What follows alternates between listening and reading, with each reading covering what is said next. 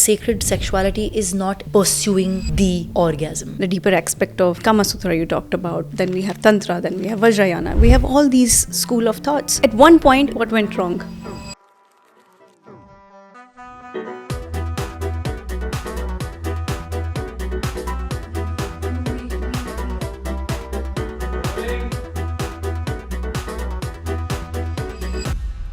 What is more intimate than kissing somebody's fear? Women, addicted to, trying to fill that void by meeting new men constantly. You will be surprised the stories that I listen to every single day. When things become sacred, they don't need to be secret. What people are getting triggered by on the outside, they secretly and quietly want to do. If the trauma is coming or has been created sexually, there is also medicine in the sexuality. If I, as a woman or a man, individually want to connect with my own body, fully present, what do I do? Things are going to get darker, things are going to get weirder, things are going to become more like, that was even possible?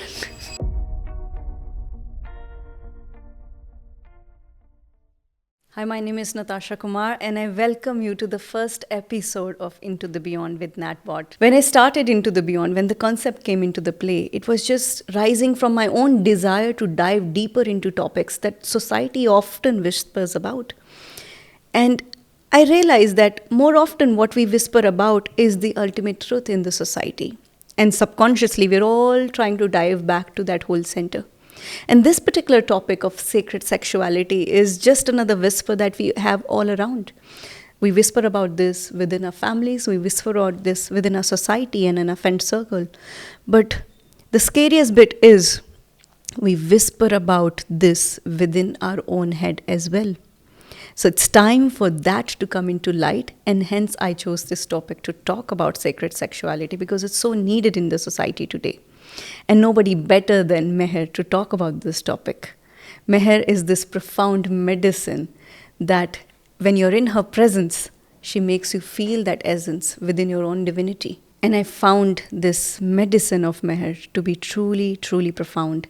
And I've been saying that every woman that I come across, and I say this to every woman, and now I would say it to every man as well, that you must experience the essence of what Meher brings to the table. Because it's truly freeing in many different ways and it lingers as you go on with your life. So I welcome all of you watching this to dive deeper into this dialogue and this conversation that society often whispers about. And I welcome you all to come into this deep, profound experience with me and Meher into deep, spiritual, sacred sexuality. So Meher, here we are. Tell our audience today who you are and why are you so passionate about talking about sacred sexuality?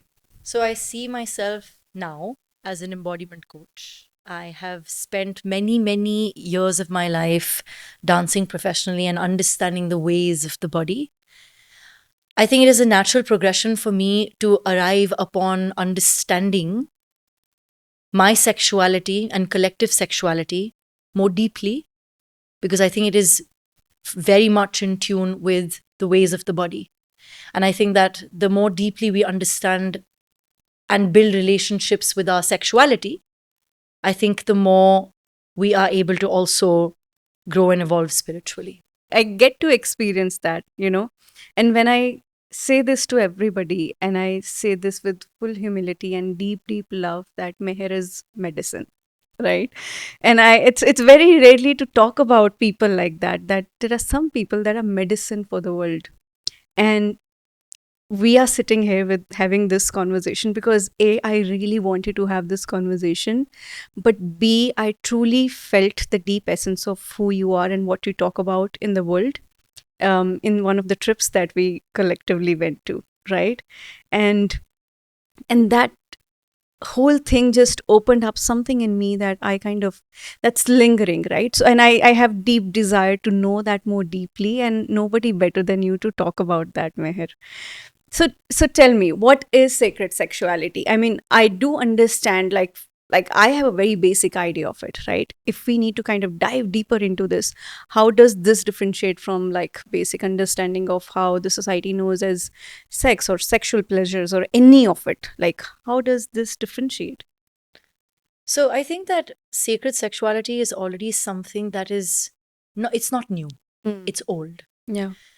It's old in the sense that all major religious philosophies, religious systems, spiritual ideas, somewhere have touched upon this idea that there is more to sex than what meets the eye. Now, in today's world, where sexuality seems to be something quite confusing, it seems to be that the more options we have, the more confused we are about the potency of the energy of our own sexuality. Yeah. And the reason I like to kind of bring in this perspective of sacred sexuality is because this is a lens through which we see sexuality. Yeah. It is really looking at sexuality in a way that I don't look at you as parts that are pleasurizing me. They're not parts that are pleasing me. You're not, my relationship with you or my interaction with you is not limited to the pleasure that I may seek outside of this interaction, or within the constraints of, sexual interaction or intimacy. Yeah. For me, the way I see it, and I know that there's a lot of other people speaking this language, I'm not alone in the world when it comes to this discussion on sacred sexuality. It is seeing sexuality as that same potential energy that moves from the base as sexual energy, goes and becomes creative energy, goes and becomes the energy of ideas and enterprise and leadership and power, and then is the same energy that becomes the energy of love and compassion. It's the same energy that becomes the energy of authenticity. It's the same energy that becomes the energy of connecting to other people without biases and, judgments. And it's the same energy that connects us to singularity. You may call it God, you may call it consciousness, you may call it the divine, whatever you want to call it. So energy isn't something that is restrained to the idea that, oh, this is good energy and this is bad energy. Yeah. Energy is energy. Yeah. Only that it is vibrating at different states in different ways. And when you recognize that your sexual energy is the same energy that you draw up from the lower realms of your body or the lower realms of your being into the higher realms of your being, you will recognize that it is sexual energy that can transform into the energy of compassion even. So it isn't centered through these different layers. It isn't layered in a way that it isn't a hierarchy. It isn't a hierarchy. Instead, it is almost like the energy is moving in these vortexes, in different ways. That gives you a chance to see and recognize how energy is moving through you. How it is creating these different kinds of experiences in your own being. So sex can be looked at in many ways, right? So what you're trying to say, Meher, from where I'm understanding, that this is just a lens and a perspective that you're putting towards that thing, and that energy perhaps doesn't have a nature of its own. I mean, it's the core essence of what that chi, or many call it chi, many call it energy, many call it kundalini energy, for that matter of fact, right? We are looking at that same energy from that lens of saying, hey, it is the same essence of the sexual energy that we have, that we can utilize as a tool to kind of keep the potency high within whatever we do within this human experience, and then of course expansion into a different space and reality. Now, for many, this is very difficult to chew because we come from this deep understanding, and I'm talking about my conditioning, right? I'm coming from my space. We in Indian society have a deep conditioning around sex, sexual energy, the good girl syndrome, right? I do have a big good girl syndrome wherein it's like, oh my God, this is not how we are meant to be. But when we read our scriptures, when we know the deeper reality of things, you're like, oh, I can't look at this from a judgment space. This is so pure and pious in a very different light altogether. So when somebody is looking at that from that lens, how does one perceive? Because it's very difficult to chew. It's like, this cannot be right. This is like, it's a bad thing. Like in society, that's what when we were growing up, we were told that watching movies like that, talking about sex, even to the fact that we didn't understand any of this in our schools, in our ecosystem, from our mothers, perhaps, talked about the hush hush reality of things. To somebody who's conditioned like that, how do they perceive this reality? This is so interesting because there are two things I believe that are absolute truth, at least in the way that we're living this 3D reality. One is that each one of us is going to emerge from sex. Yeah. Which means that you and I cannot exist and be having this conversation if it wasn't for two people having sex. True. And the second reality is that we are all going to die. So for me, from the way I see it, the things that are the most obvious seem to be the most tabooed. It's very strange. Yeah. And if sex is so profane, then every single action that is going to be in my life or going to be in your life is profane. Nothing is worth it then. Nothing is worthwhile because this is my origin. Yeah.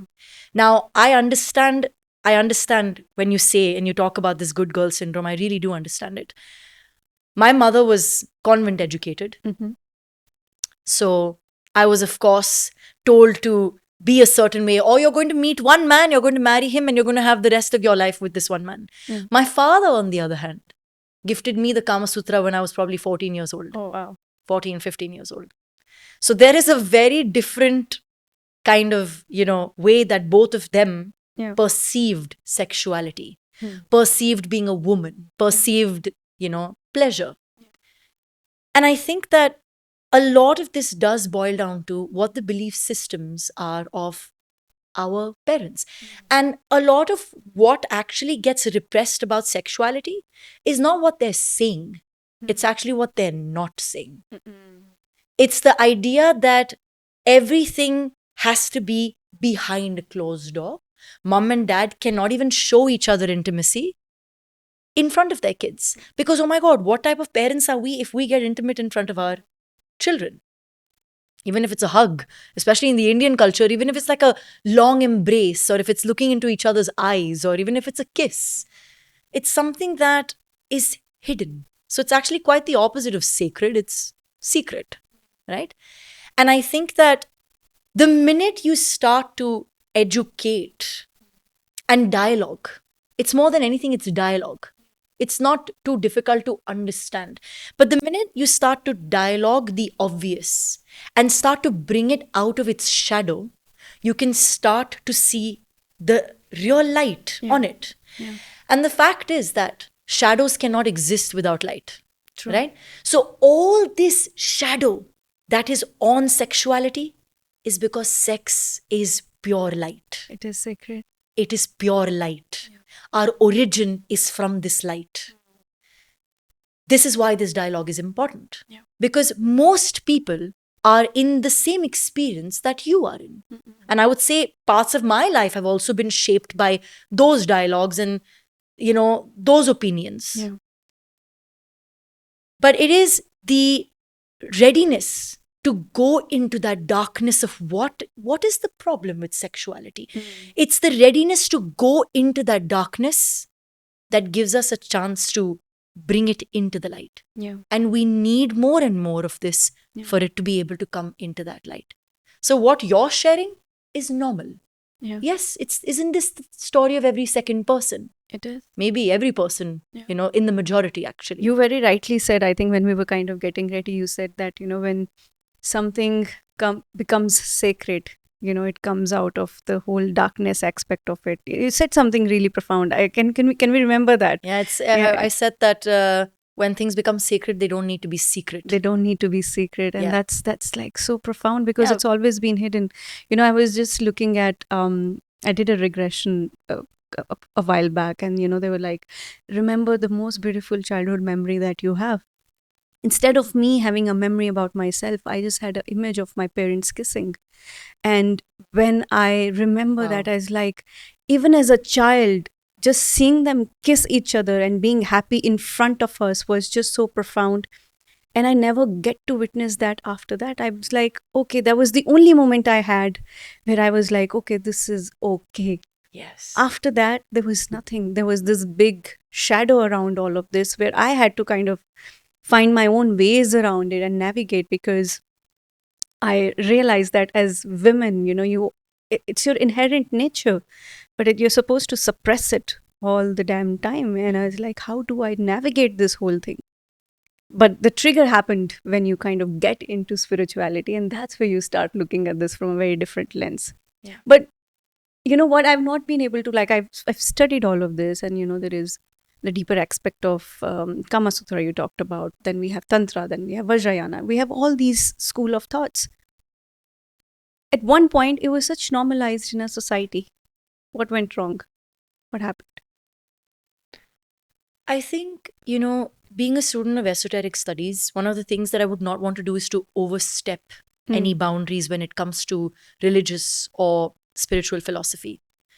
But I also want to simultaneously say that the reason that these transmissions don't happen so openly now is because it is easy to make sex an escape. It is easy to make it an escape.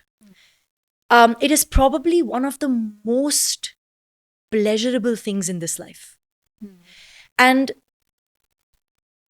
when we've experienced this kind of fast, easy pleasure, it becomes very normal for us to go. It becomes our go-to place. And so a lot of times that teachers and gurus withdraw from giving these kind of transmissions is because you have to gauge if the students or the audience that this is being transmitted to is ready to see it in that light. And it's kind of like a two-edged sword. So what's happening is, because the transmissions are not happening, it still stays in this very ugly, tabooed space. But because everything now is so fast, and because, wanting to please ourselves so quickly, dopamine hits that are quick, is become really the need of the hour, because nobody has time. That is also creating now that vicious cycle of the transmissions not happening. So it's back and forth, right? To cultivate sacred sexuality, one needs time. And to have time, one needs to slow down. The premise of discovering the many realms of a person, their being, it takes time. This takes time. And the culture that we live in, which is only glorifying speed, productivity, rush, let's do more, let's be more, let's prove more. Sexuality is not about proving anything. It's counterintuitive. It's about living. It's about experiencing. It's about being in the presence of that shared energy with another person. And so it is obvious that this back and forth momentum has we've lost it.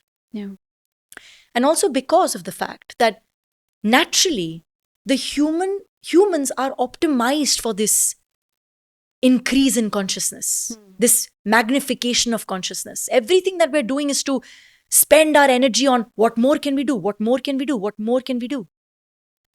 And I think in the midst of that, we have just naturally lost connection to a lot of things. The most natural things. Connecting to nature, spending time with our loved ones.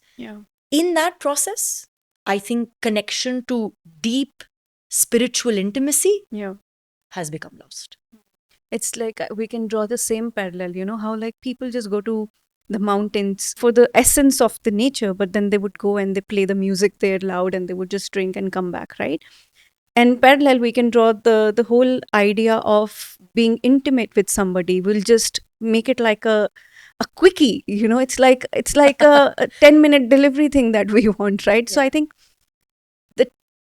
the desire for more and the speed of it has kind of departed us from that essence of it. Yeah. And now more so because we're seeing this app culture, we're seeing situationships and all of that.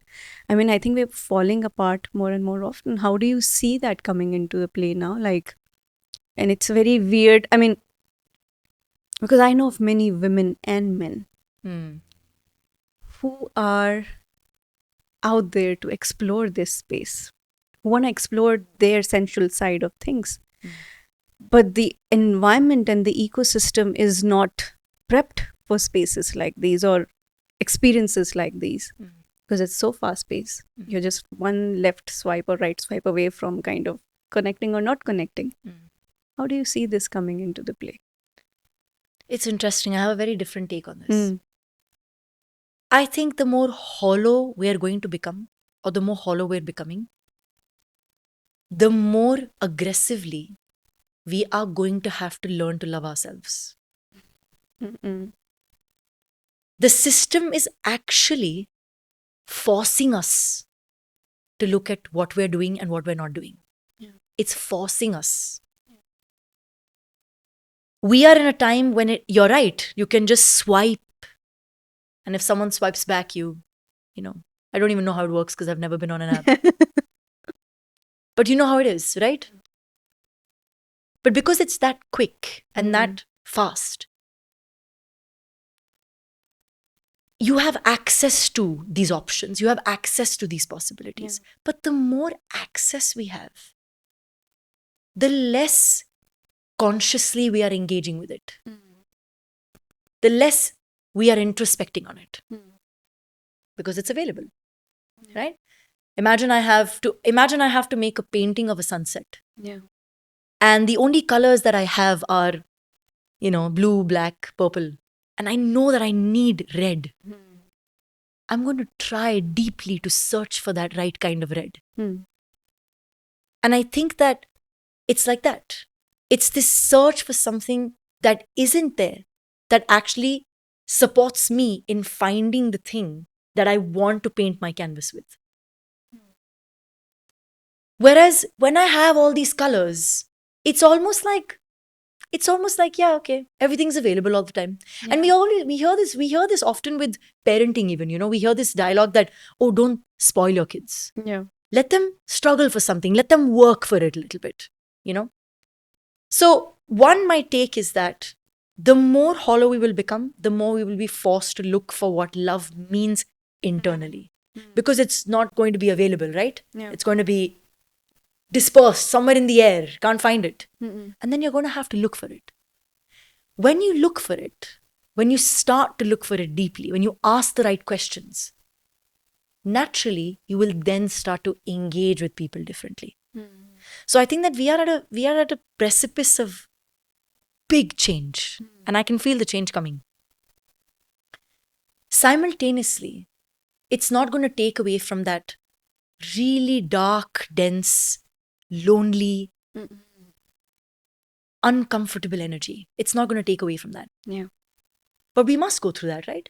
If I have to discover what it means to love myself, I will have to go through the fire to understand it. In the same way, if I have to forgive somebody, I have to be presented with a situation that somebody's done something for me to be able to forgive them. In the same way, we will only come back to conscious relating when everything falls apart. So I'm actually looking forward to the system falling apart even further.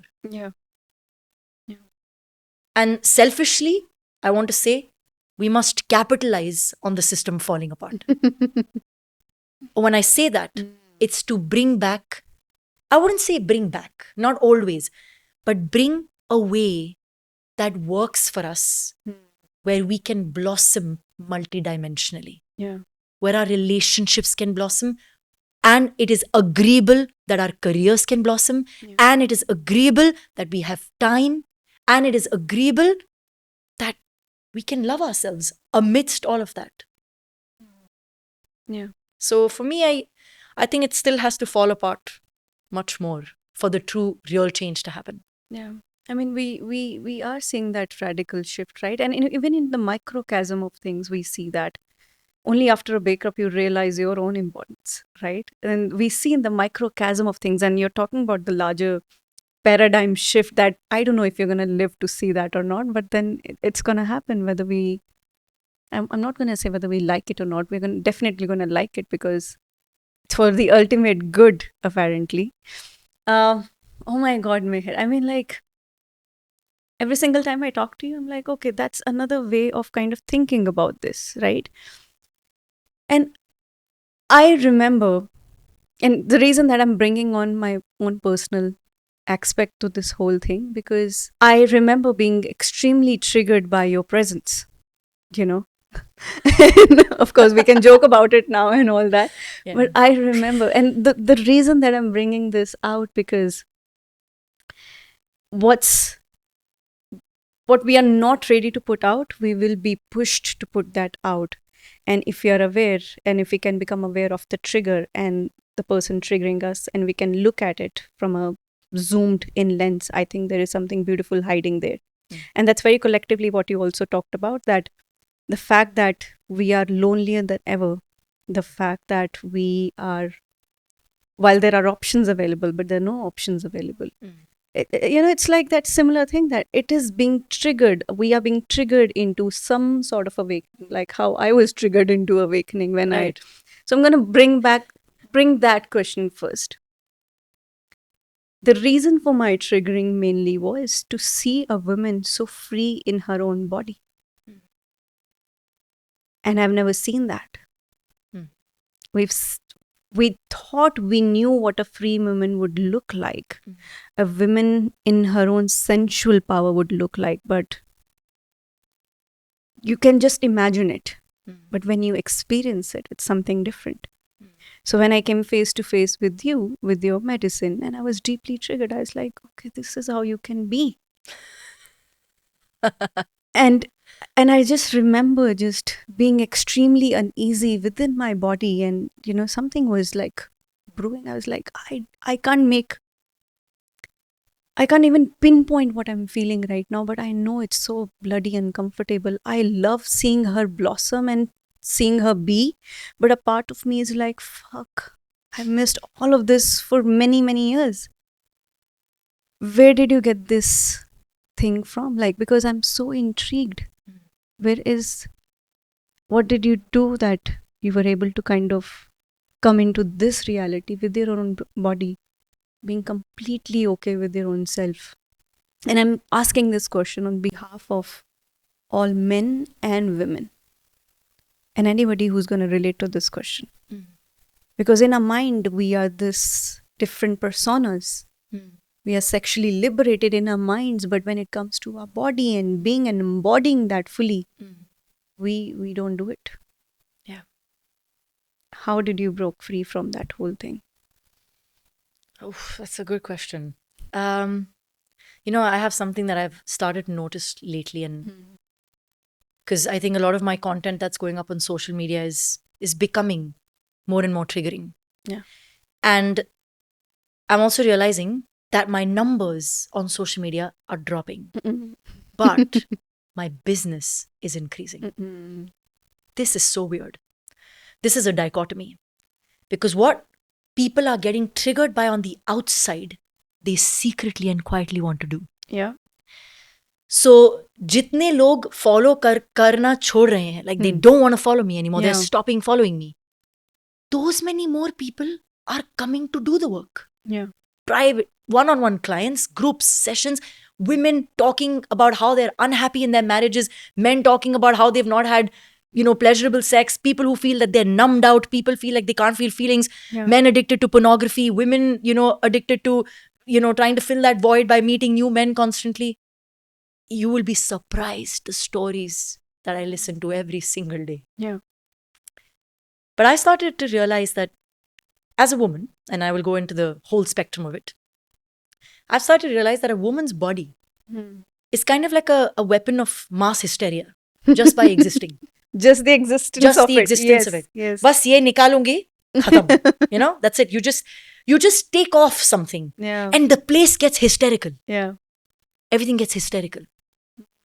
Because we're not trained to see the woman as a whole. Yeah. So for us, the independent or the emancipated woman is the intellectual, or the mother, or the writer, or the big businesswoman who's leading a big corporate company, Yeah.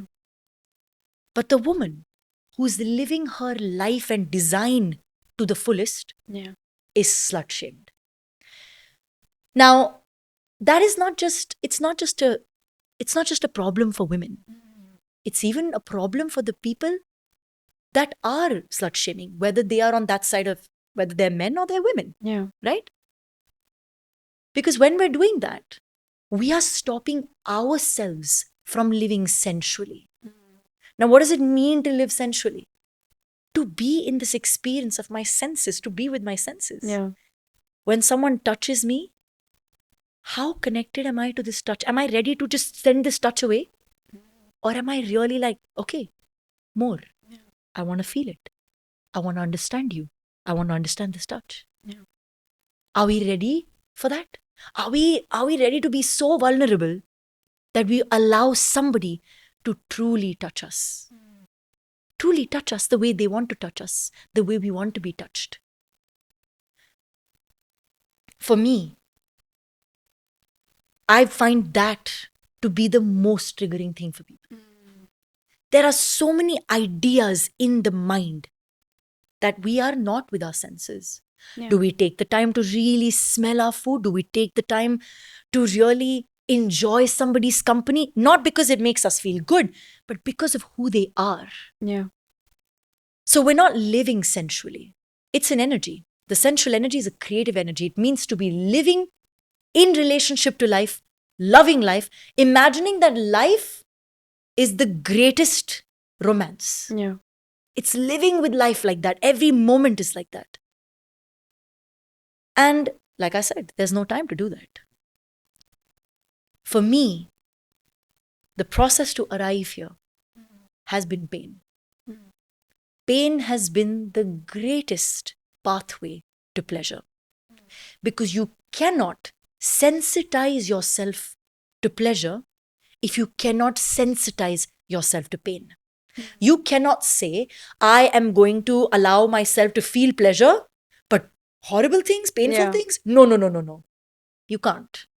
Because either you numb out to everything or you're really receptive to everything. Yeah.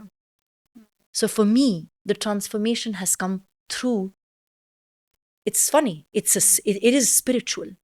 Because spirituality for me is your ability to be with whatever shows up without complaining. Without saying, this is not mine, but this is mine. This is not mine. Life is happening. Yeah. Everything is mine. Yeah. Everything is mine. Now, the minute I can sit with the uncomfortable, heavy stuff, I can be more sensitive to it. I can feel it more. Now, when I can feel it more, I can give myself a chance to also experience full-blown sensuality, full-blown blossoming sexuality, because I'm ready to feel it all. Yeah. I'm not interested in numbing myself. Yeah. And I shall not let myself get to that place. Yeah. But for most of us, unconsciously, the system is designed to make us numb. So that wanting, that desire to break that cycle, that rebellion has to be so strong to live, to feel, that you will have to break the loop of how things are happening. Yeah. That's ultimately living the entire human experience to the fullest. Yeah. Oh, wow. Time and again, Meher, we're coming back to the whole idea of slowing down and being present and looking at every experience. Of course, in this particular case, we are talking about sensuality and being in the act of being sensual, whether you are doing it for yourself or with someone else, right? It's slowing down time and being in that moment, beautifully present.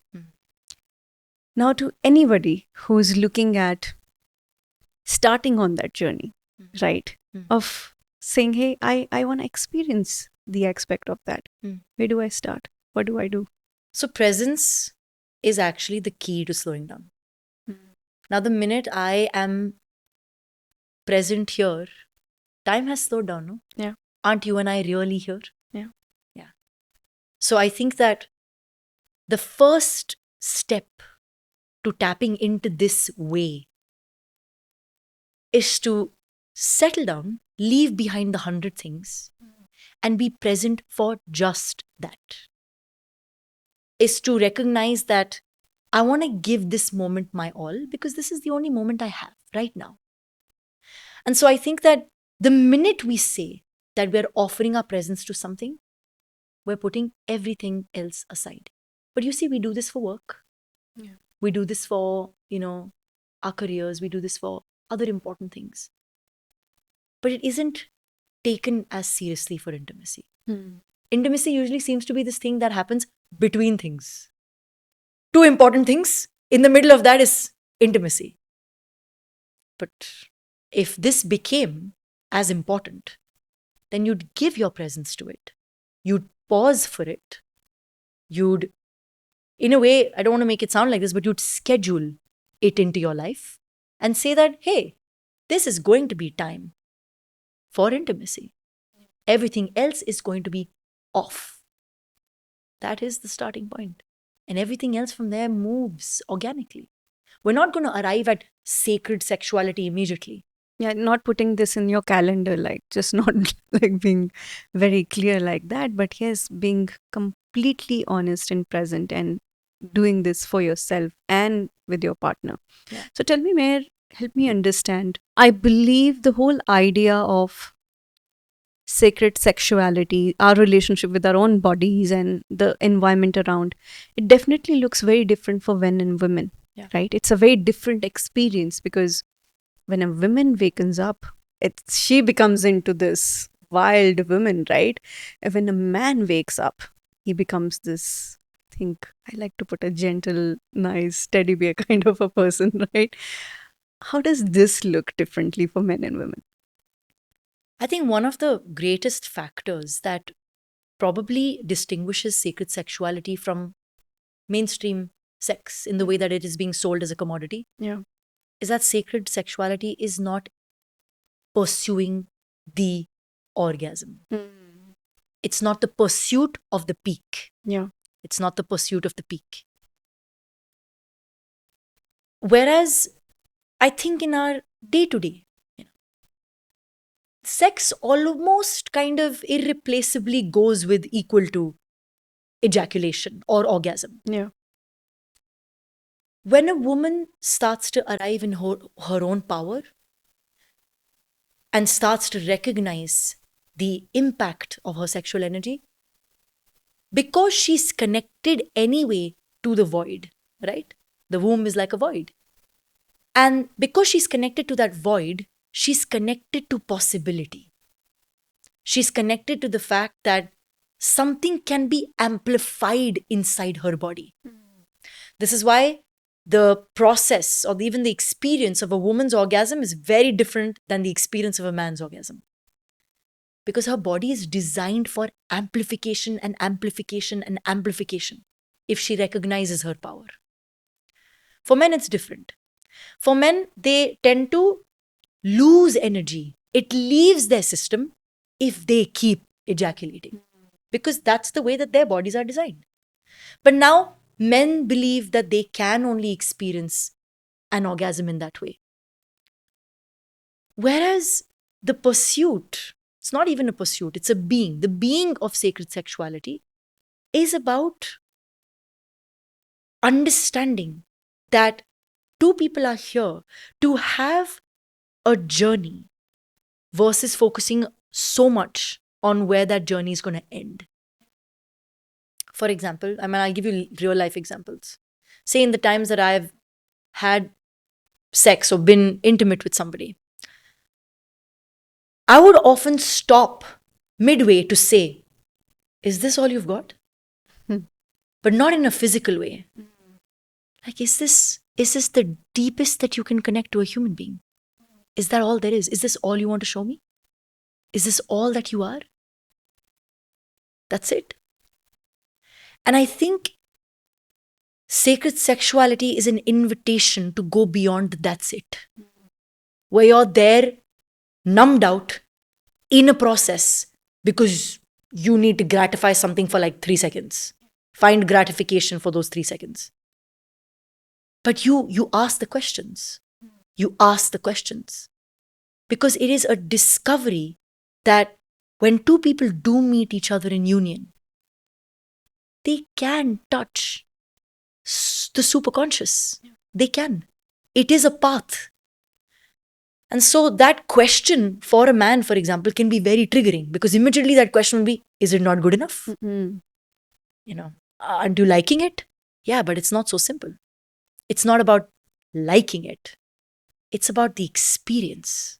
What is the truthfulness of that experience?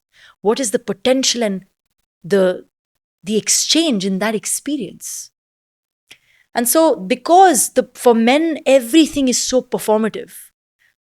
The nicer watches you have, the nicer cars you have, the big house you have, the cities that you've traveled makes a man in this world. Sex for a man also becomes like a performance. Either it's a performance or it's a giving up too soon.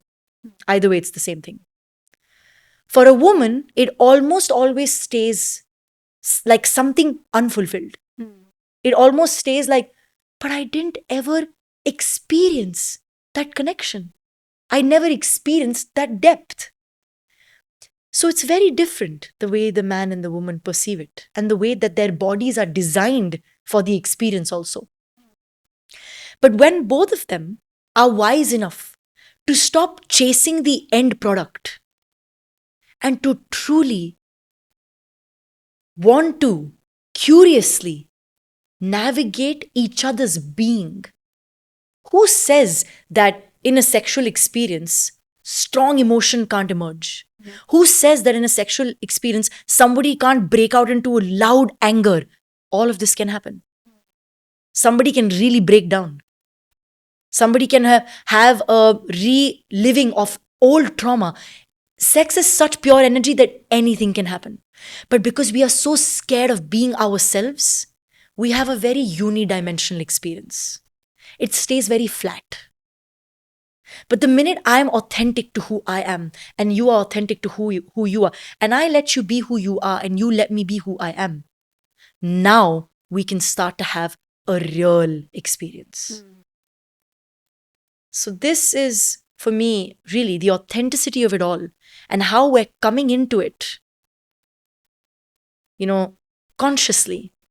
That I want to, and this is something that I think that I carry with me very deeply, that when I make love to you, I want to make your life better.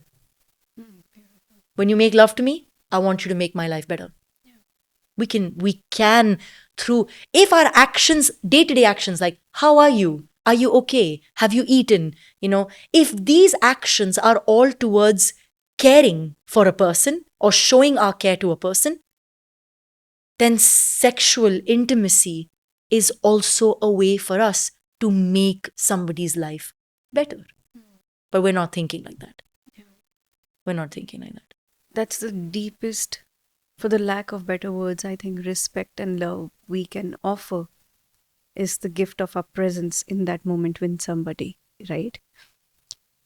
I mean, it's so interesting to hear this, Meher, from that lens. Now, for somebody, now I'm coming back to this whole idea of individually as a person who's trying to get on this path and want to start. And when I was prepping, for this conversation, and one question that came to me from several women was about shame, and second about their own sexual triggers. Majority of the women, and now I believe men too, have gone through sexual traumas in their life. And when we just, although the essence of this is the most profound essence, but we kind of got into the essence of this with trauma. We were introduced to this with trauma. How do we flip the script? Where does the narration shift? That it's okay.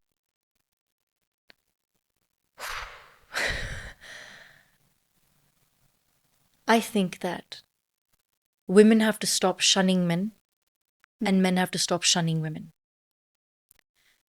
I think men have to stop saying that we are too emotional and women have to stop saying that men are only sexual. Because it's not true. Yeah. It's not true at all. I think before we see ourselves as these two polarized compartments, we need to recognize that we are human beings first. And the only real bridge, human to human, is the heart. And when I say the heart, I don't mean the one that pumps blood, but it's this inner knowing. Nobody's taught you these values. You don't even have to learn them. It's like when you see a cute animal and you immediately go like, oh, so cute, unless you've had some bad experiences. But even as a child, you have these feelings of kindness towards something or an attraction to something that's cute, or it's a very natural thing. Yeah. It's a very natural thing. Now, what happens is that life, like you said, traumatic experiences and all kinds of trauma. It doesn't have to be only sexual trauma. Verbal abuse, mental abuse, even the trauma of not having basic amenities like food, water, can all impact how we go on to look at sex later. Yeah. Because if you understand, say for example, something esoteric like the chakra system, your root chakra, which is the foundation of your life, it's the center that holds the dynamics of safety, security, basic needs, even procreative sexuality. Yeah.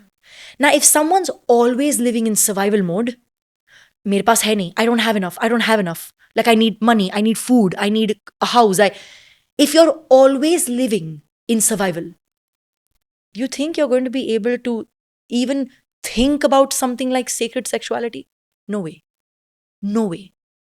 You have to first meet your basic needs. And for most people, those basic needs are met in the form of frustrating encounters. Because everybody's surviving. So when they meet people, when two people who are struggling to survive, when they meet each other, they use up each other. Yeah. They use each other as a way to release this frustration, get rid of this stress and aggression. And that's why the attention has to first be on us building the foundation of our own existence here. It's the first and the most important thing. Yeah. Because if I'm always living in that mode of survival, I'm never going to have deep relationships with people. It's impossible. Yeah. Impossible. So it's important to look at, that's why I said the system is actually questioning us and asking us to look within ourselves. Now, if I look at how I can improve the quality of my life, naturally, I will then only think about how I can improve somebody else's life. Yeah. Right? And in doing so, I have to recognize, I have to admit that my struggle is as difficult as your struggle. So as we start to understand that struggle and work to improve the quality of our own life, really basic needs, is when we start to kind of open the doors for something more to happen, something different to happen. And understanding that in that, we are all together. So when I meet, for example, when I'm messaged on social media, and when someone tells me something ridiculous, why? Because they're reading my sensuality to be me being easy. Yeah. They'll message me like things like, okay, so can we meet? Or do you want a sugar daddy? Or whatever. I don't see that as a problem. I see that as an opportunity. An opportunity to educate somebody. Yeah. So I don't get hard and instantly say, how dare you talk to me like that? Or like, I block you, I hate you, or whatever. Yeah. I see that as an opportunity to say, I am my own sugar daddy. And instantly what you get in return is respect. What you get in return is not more weirdness. People start to understand that. Because everything can be dialogued. Everything with the most ridiculous mindsets can be dialogued. And so that dialogue, that conversation of when you feel like someone's thinking a certain way. Like, I know for women, they get so triggered when men talk about things in a certain way. They're like, how can you talk about women like this, objectifying them all the time? Instead, this can be an opportunity to have a different kind of conversation.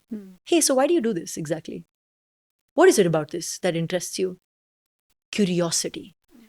The more curious a woman is to know a man, and the more curious a man is to know a woman, or however it is across the gender spectrum, it doesn't matter, the more curious we are to really understand and learn. It's like, I won't say rose color tinted glasses, but there's a line. When you cross that line of understanding, the world becomes completely different, and it becomes so fluid and so beautiful, because beyond that line there is our traumas. Beyond our line is the trauma and the conditioning and the stories that we tell ourselves. Oh, look, I was abused when I was like 8, and I can't have great relationship with men or my body. And after a while, the story becomes so meaty to your own self. You're like, oh, I'm gonna dance, and you're liking it by now. It's not, the story and the essence of that perhaps has evaporated, but you like that story so much that you're deeply immersed in that story. And I know for many, because I've been on that journey, and I'm like, there is something beyond when you cross the threshold. When you start looking at men differently, when you start looking at your own sexuality differently, when you start looking at the world differently, you're suddenly, it's an unspoken pedestal of sorts. Like, I don't want to put hierarchy, because ego would come into the attachment aspect of it, but you suddenly start viewing world in a very different way. And that's where I feel the beauty of what you talk about comes alive. Yeah. Because you're like, oh, this is freedom. Something interesting that people won't talk about because it's too dangerous to talk about. I'm a survivor of child sexual abuse. For many years, I lived these stories lived inside my body. Yeah. And every second woman I speak to is a survivor of child abuse in some way. Yeah. Even if it wasn't full blown, there has been some amount of violation of a girl's body. Yeah. Of course, for the longest time for me also, it was, there was rebellion, there was anger, parts of my body were numbed out. There was a resistance, there was anger towards men at large. But something that they won't tell you, which is dangerous to talk about. If the trauma is coming or has been created sexually, there is also medicine in the sexuality. Yes. And I know I might get beaten for saying this, but I'm only sharing from my lived experience. Yeah. Trauma doesn't live only in the mind. I mean, it's a memory, yes, but it lives in the body. So if someone has touched a part of your body repeatedly, you know what happens? That part gets desensitized, or that part becomes painful, or that part, even something like a tumor gets formed in that part of your body. Yeah. For me, I have seen the potency of going from a place where someone has violated parts of my body. And that's why I say we are seen as parts, because nobody was violating this. We are seen as parts, literally. I've gone from being in that place to having the memory strongly in my body for years and years of parts of my body being violated, to then asking a partner to literally use his hands to heal these parts. And the actual healing for me happened when somebody consciously said, okay, I will do it for you. Tell me where the pain is. Tell me where the hurt is. And then becoming willing enough to touch the parts that are in pain. To be with them medicinally, consciously. Then you realize, oh, the story can be something else. Yeah. If a large part of your life is spent living in desolate circumstances, you can never imagine that you could be living in luxury. But the minute you start living in luxury, you realize, oh, it can be like that. It doesn't have to be that old story forever. Yeah. But this also takes courage. It takes you and your willingness to change that internal dialogue about people. Yeah. Feel like sitting with this thought for a moment. Because I see, somebody the other day, Meher, was like, Natasha, I smoke up this cigarette. And she was holding the cigarette in her mouth.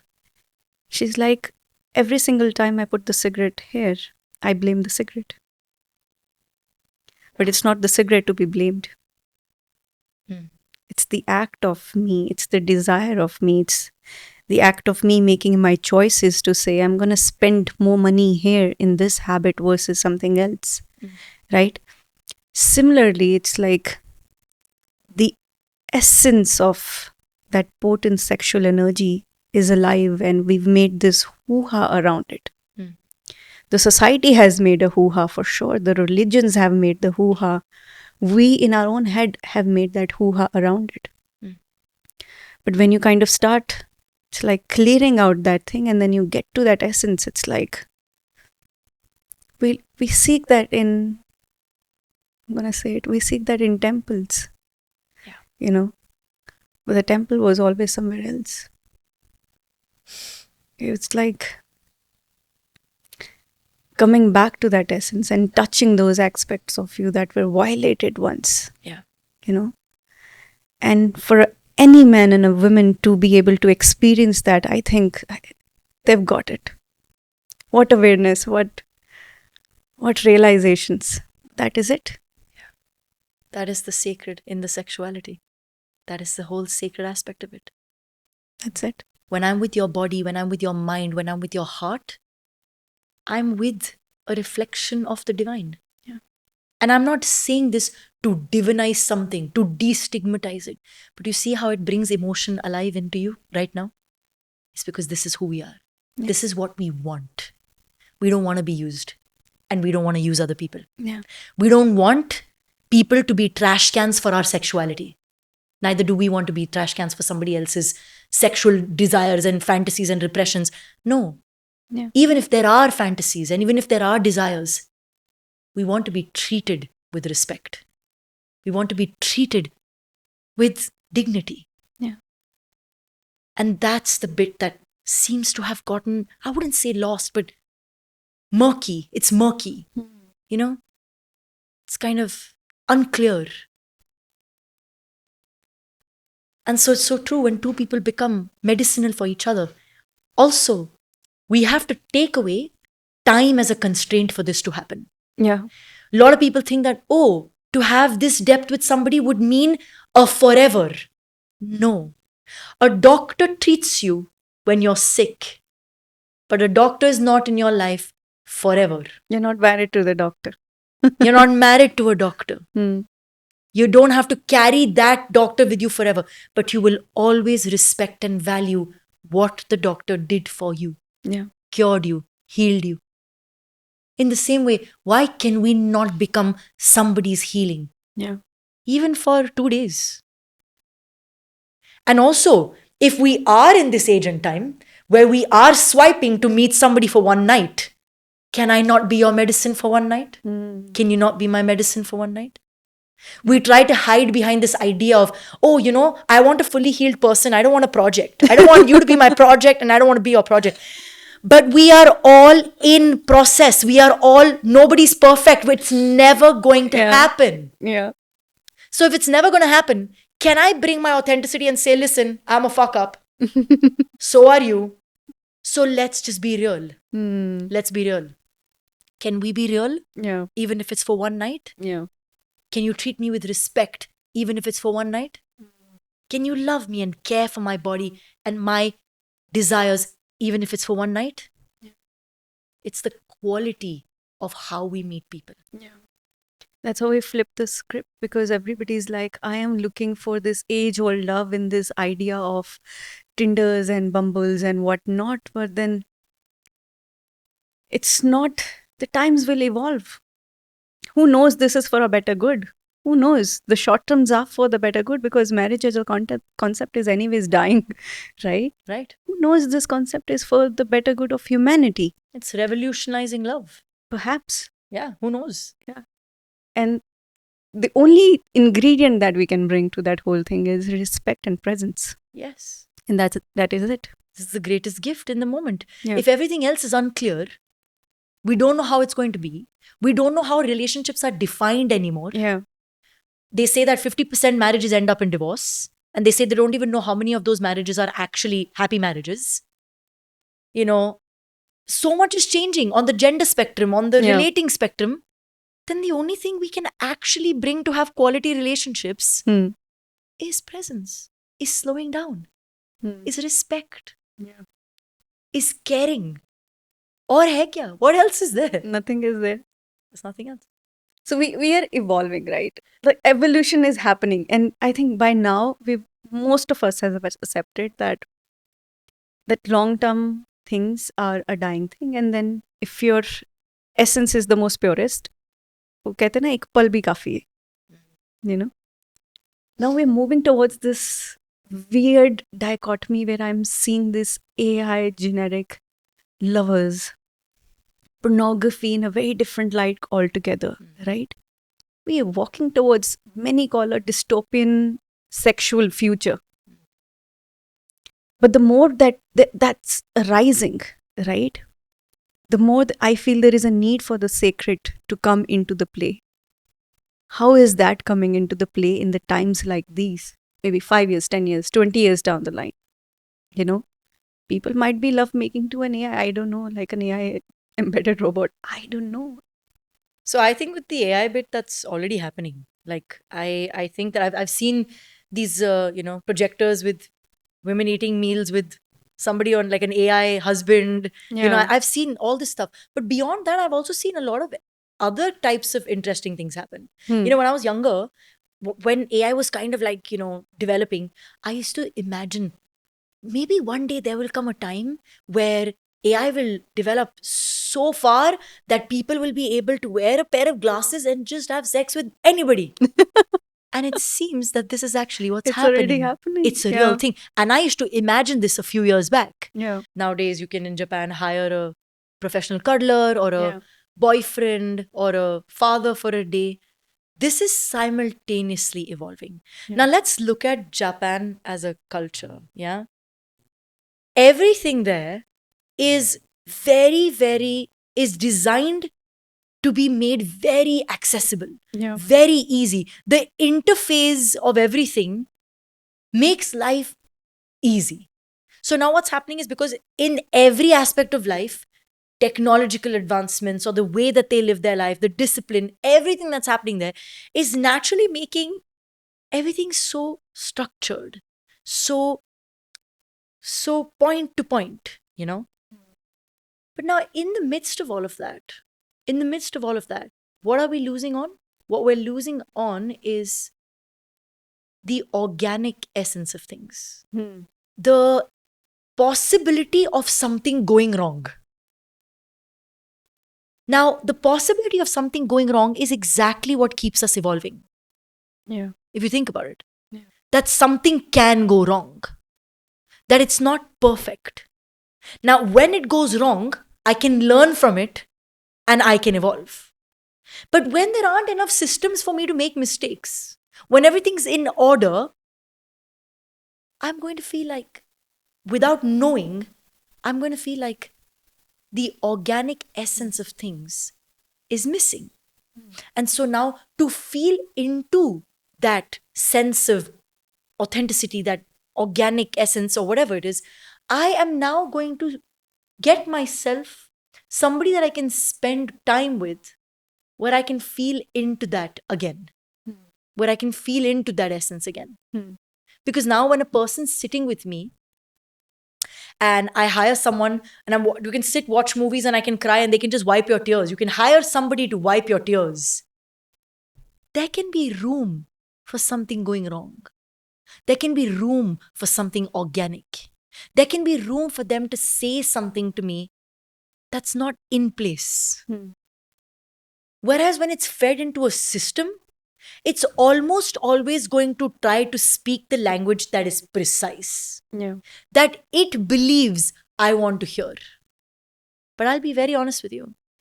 I have complained about how men have not spoken to me correctly, but when they chose the right words, I got very angry also. And I'm like, why are you talking to me so mechanically? Yeah. Why does everything sound so rehearsed? Yeah. So it's that very thin line.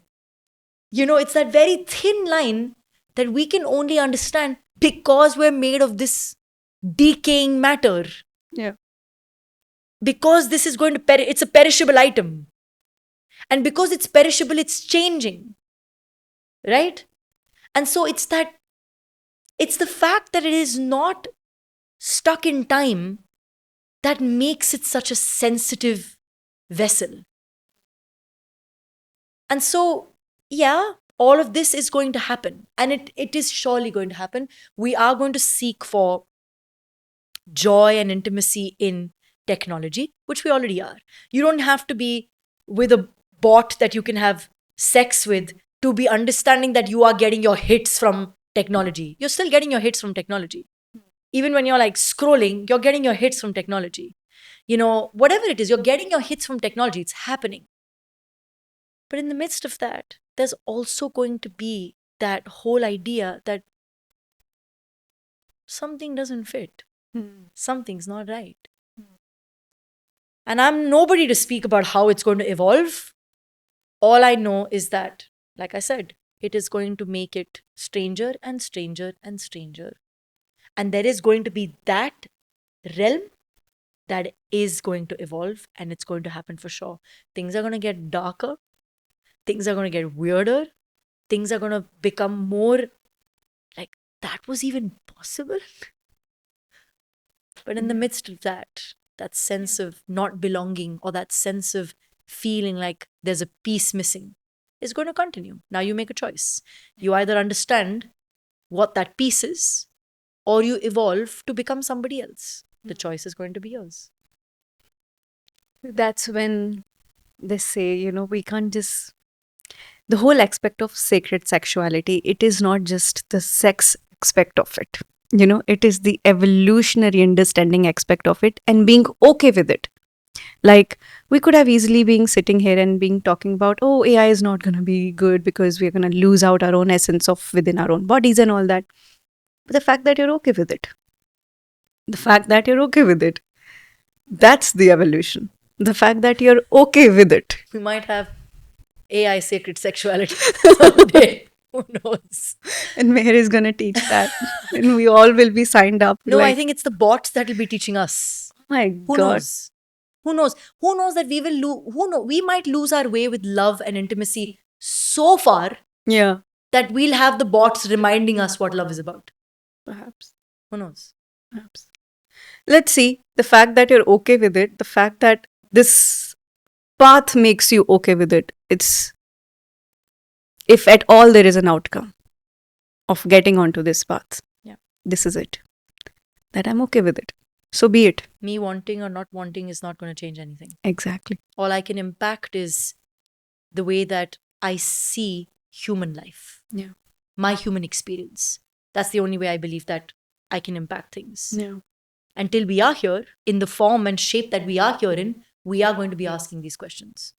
And say, even if a few people, if this sparks something, even in a few people, then maybe our encounters in the outer world with people will be different. Yeah. Because somebody heard this conversation and went like, I went on a date today.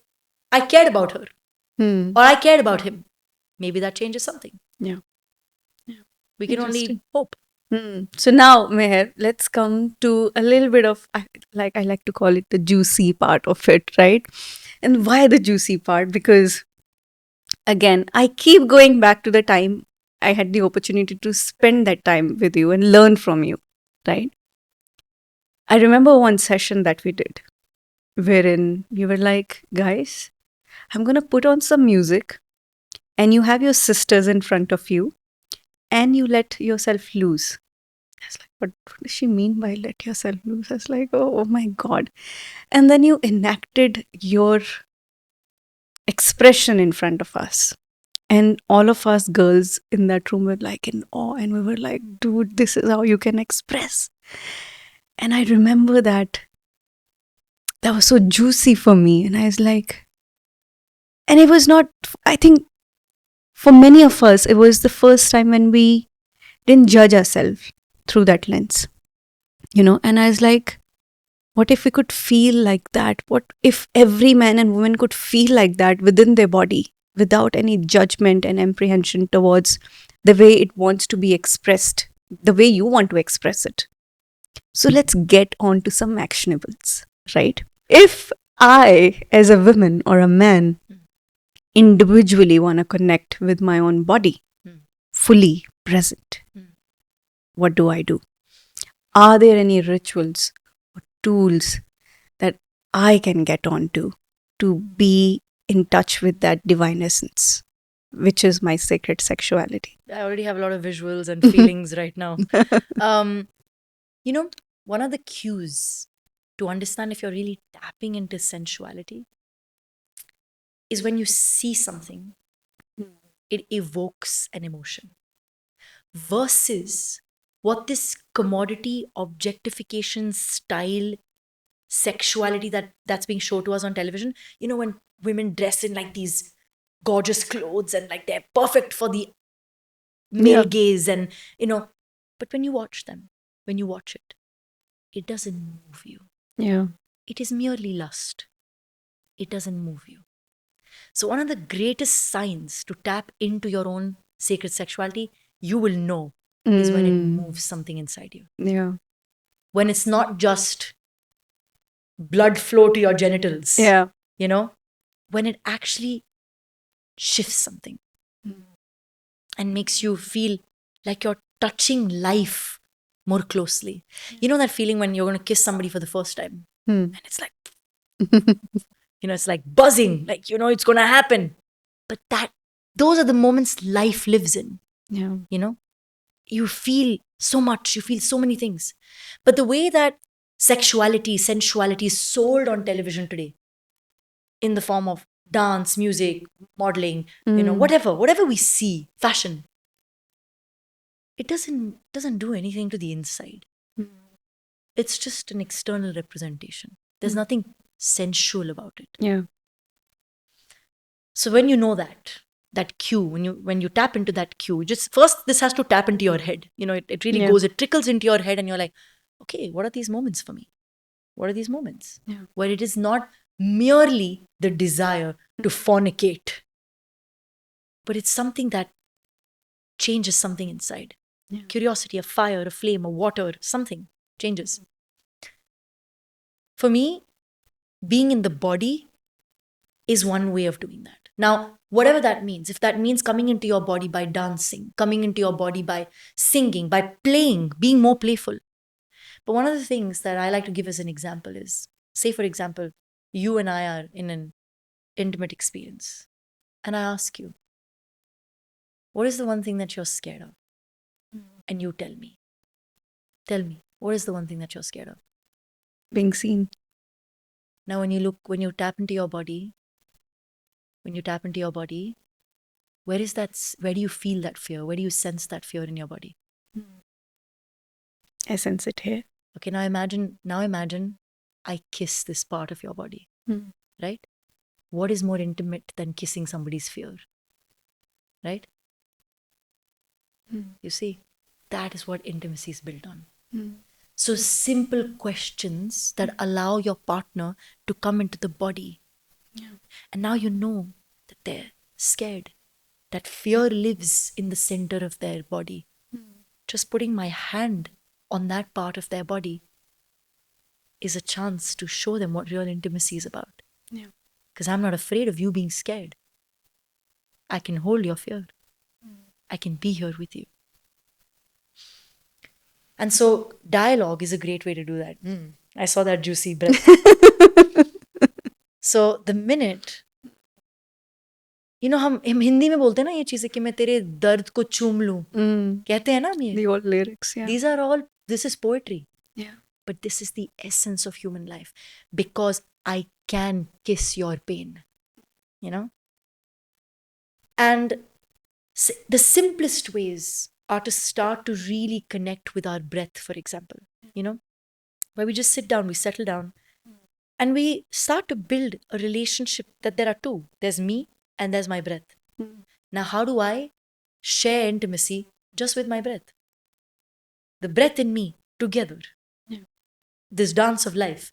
How can I feel into that? Now, if you give yourself a chance to feel your breath, actually, because most of us are, tell me you're really breathing. You're not really breathing. And in cities like this, we're not really breathing. So if we're not even really breathing, and if I stop to say, I want to have a relationship with my breath right now, okay, and I really start to romance my breath,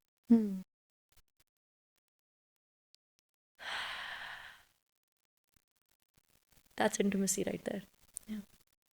I start to build that connection. Now, when I start to build that connection, if I give myself the chance to move beyond shame, my body will naturally start to move. It'll naturally start to make a sound. This will happen naturally. I don't have to force it because I pull away that weed of shame. It's my body. I'm connecting with my breath in my space. अब किसी और के साथ shame के आगे तब बढ़ेंगे जब I can be outside the bounds of shame first with myself.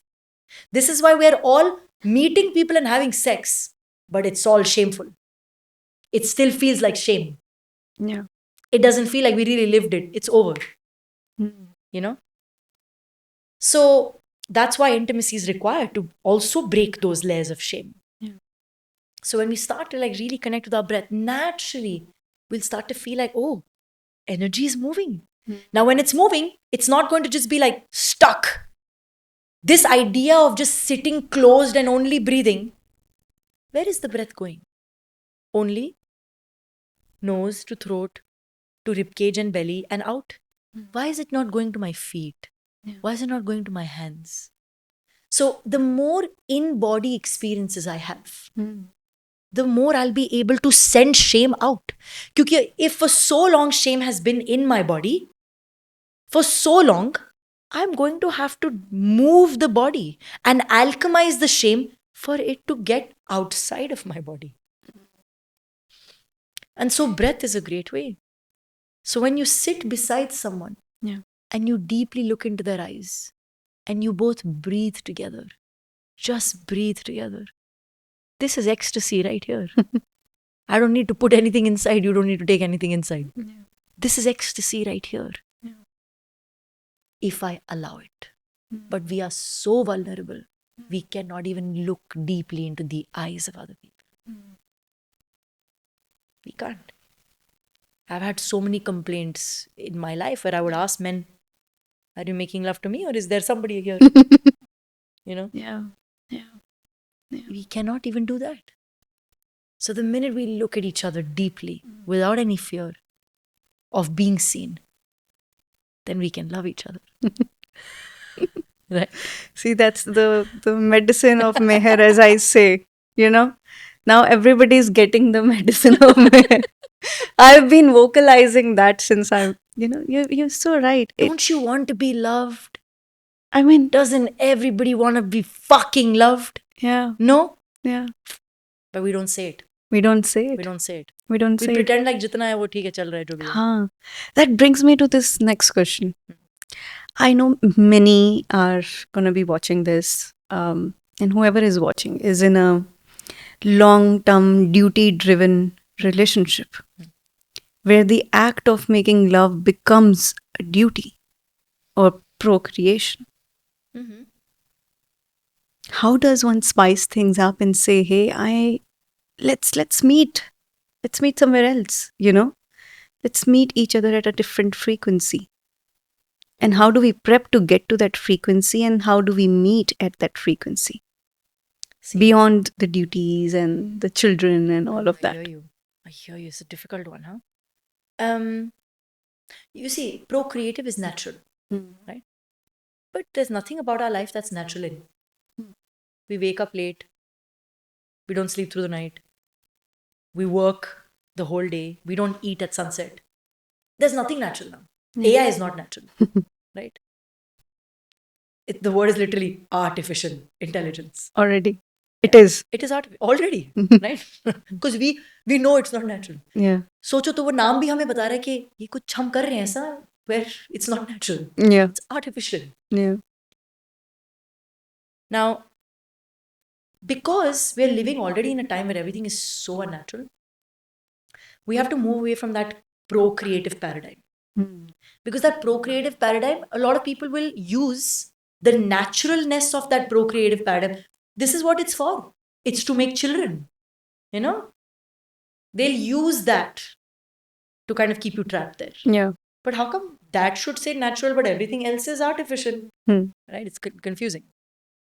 So I think that it can be very triggering for one or the other partner to make that kind of space for this journey, right? Yeah. But the minute that you say, let's look at this as play, let's play, let's make this playful, let's try. You don't have to prove anything, I don't have to prove anything. Can we try? Can we, instead of doing that same pattern of entry and exit, can it now be, okay, let's pause. Yeah. Let's make a painting first. Paint something for me, or paint my body. I'll paint yours. I think the women would be okay with this. The man is going to be like, don't be so sure. Don't be so sure.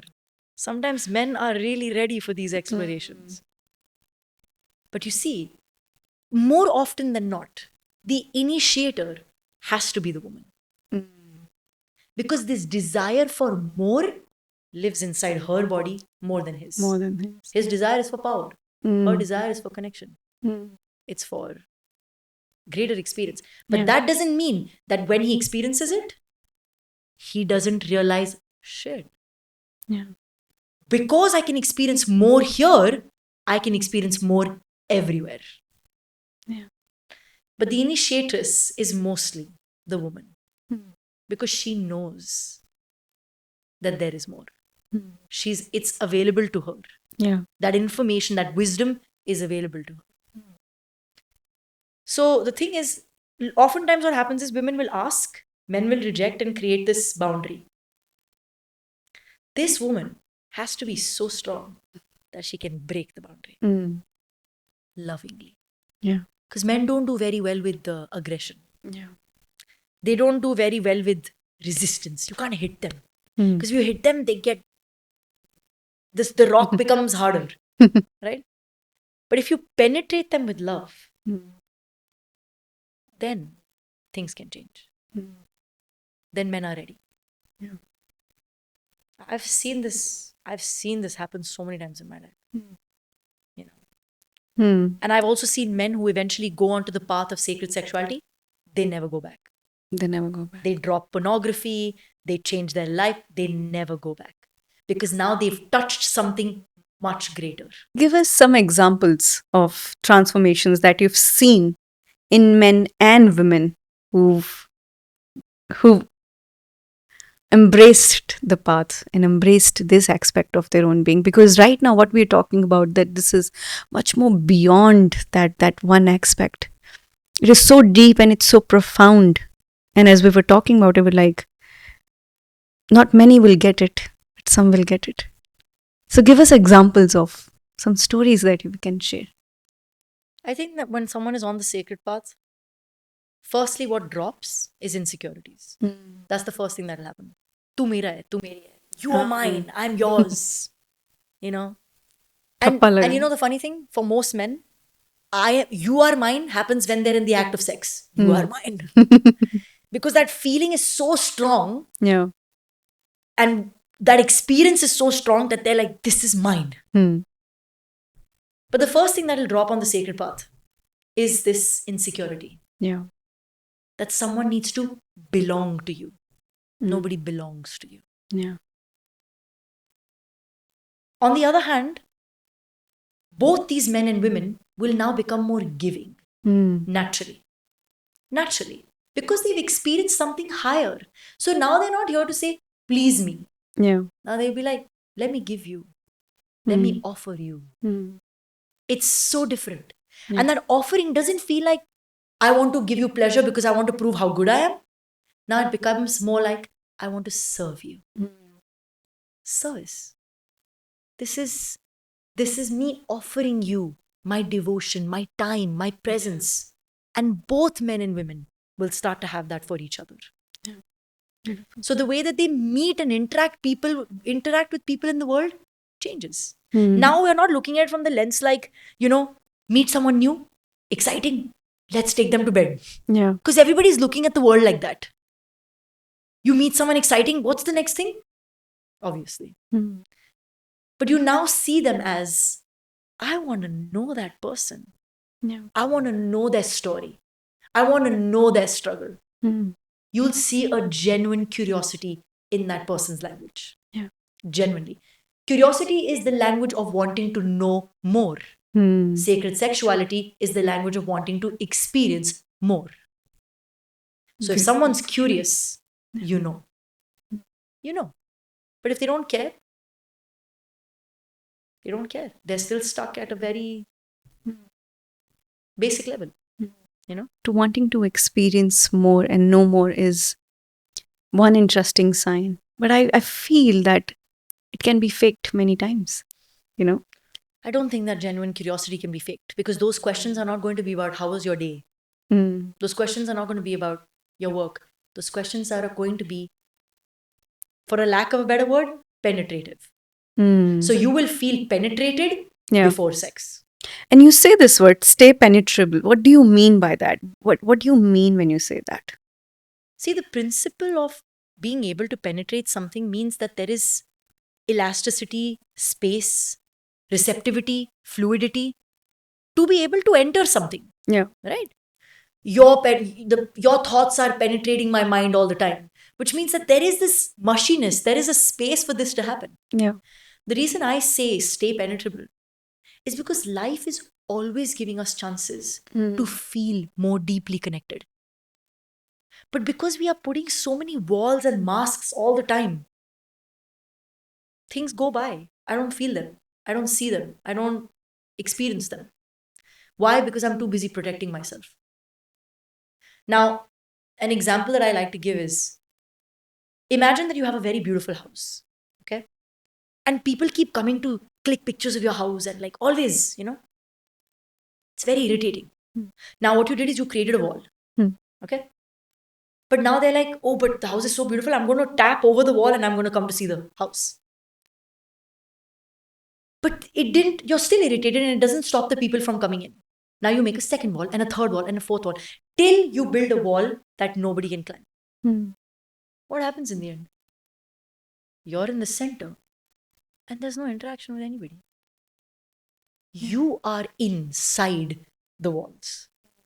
Now you are in the prison because you wanted to keep people out, because you wanted to protect your privacy, protect your body, protect your, which is all important. This is a dialogue for a different time. But as you do that more and more and more, you get stuck inside that prison. Now there's no chance for anything. There's no chance to feel anything anymore. At least you used to feel irritated. Now you don't feel anything. Feel nothing. Wow. Feeling nothing is today's problem. The medicine of Meher. I come back to this word over and over and over again. Because the wisdom that you come from is like so divinely, and it's very outwardly. Your first thing is because we as human have tendency to be in control and to know it all. And you try to put a finger to it. Where is it arising from? Right? And sometimes now I accept that you can't fully touch the source. The source will come to you. You can't go to the source seeking, I want to touch it so I can understand and fulfill my ego of where is it coming from? Where is the medicine of Meher coming from? But if I am penetrable, then I can be open to the source touching me when it is the right time. On the other hand, every time is the right time. Every time is the right time. So, I mean, beautiful conversation, Meher. Yeah, I don't know. I'm just in awe sitting right. और क्या सवाल है मेरे पास? Yeah, I think I also went on a journey with you.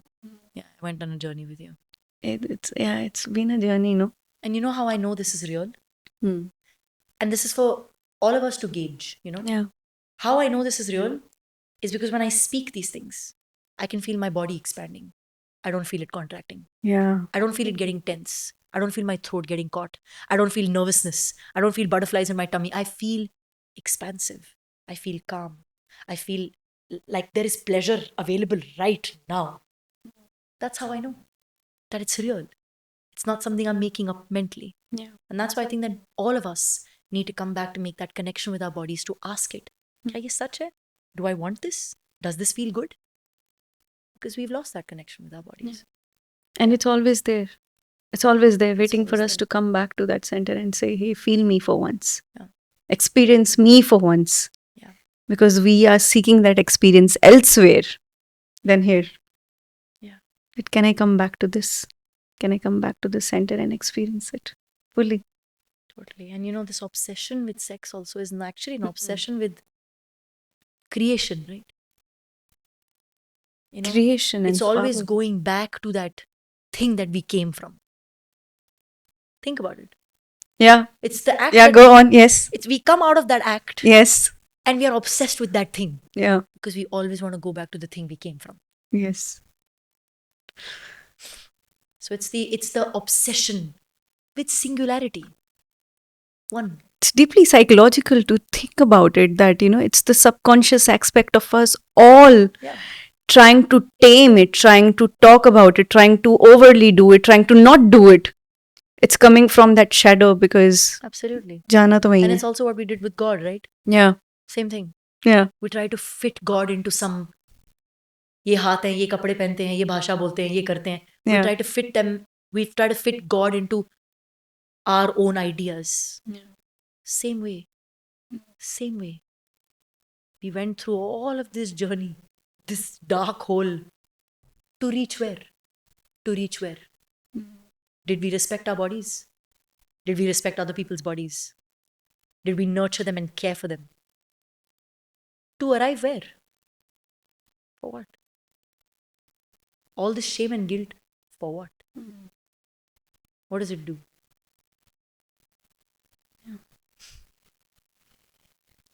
I think that's a beautiful, I think we would sit with this realization for a moment, that whatever we avoid, we are truly seeking. And in our avoidance is this deep desire to be seen, to be felt, and to be nurtured again of that same womb that we came from. Yeah. Yes. And everybody's just trying to go back to the womb. Yeah. It's the truth. Dabbling with it, It is dancing what it is. with it, fighting with it, going is back what to it the is. womb. And that's the essence of what you also teach, Meher. Yeah. I mean, all I have to say is, and to all the men and women, especially to women, and I've been saying that since I've met you the first time, I've been saying that every woman should experience Meher. Because just being in your presence, and I'm not just saying it for the sake of saying it, because I felt I touched God when I saw you. I was like, you don't feel it with everyone, but when you feel it, you're like, it's not even Meher. Yeah, It's you're right. It's not. It's not even Meher. It's no shape and form. It's no shape and form. But you were the channel that came through. And when I was in your presence, I was like, every woman needs to experience that. Because with that comes this profound freedom. It might not come immediately, because for me, it is coming in slowly. It's like the rasa that I taste every single day when I get up and I'm like, oh, another day. It's like, wow, the experience of that. And it's not like a drastic 360 shift that happened. It was slow, it was calm, it was quiet. And it's here. I can feel it now. And you can't put a finger to it. It's so interesting. I heard a woman say, you can always tell when the water is any water body, you can tell that the water is from the sea because it'll be salty. And she says you can always tell when something is of the essence of enlightenment because you will feel free. Yeah. Enlightenment is the freedom from these bondages. Yeah. From these ideas that shackle us. Yeah. That make us be horrible people to each other. If you and I live in the frequency of shame, do you think we'll ever be able to truly honor each other? It's not possible. No. If living in my own body is shameful, then everything is shameful. Yeah. So yeah. And that's where the collective shadow needs to come into light of making these conversations normalized within our ecosystem, within families, within societies and countries, that this is the most normal thing that could happen beyond the abnormalities that we live. The air that we are breathing is abnormal right now. Yes. You're right. But that essence, which is the most normal thing, has been puffed away of our insecurity. It's like we've normalized crazy AQI levels, but we can't normalize two people being intimate. It's moral of today's conversation. Oh my God. But yeah, thank you so much for this conversation, Meher. Like, I think I can go on and on and on, because being here in your presence, it's an experience in itself. This is a sacred sexual experience for me, being here in your presence. Juicy, huh? I mean, like, I can look into your eyes and I'm like, you can feel it. I can feel it. Yeah. You can sense it. I can sense it. And that's, I hope that more and more people see this divine gift. Yeah. And thank you for having this conversation and having it with such an open heart. Which people will meet you in, I think, on the road, and you will give them this. And it's not this chair or anything. You're the same everywhere. And I've learned so much from you. And I hope more women and men learn this from you, and you keep teaching this, and you be in your guru presence all the time. And we all are gonna be like a life well lived, because we saw the essence through you. Thank you for having me. And I say it with my full heart and deep humility. I receive it with an open heart. You receive it with your open heart. And an open womb. Open womb. Fully open for you, baby. Thank you so much, Meher. Thank you so much for doing this.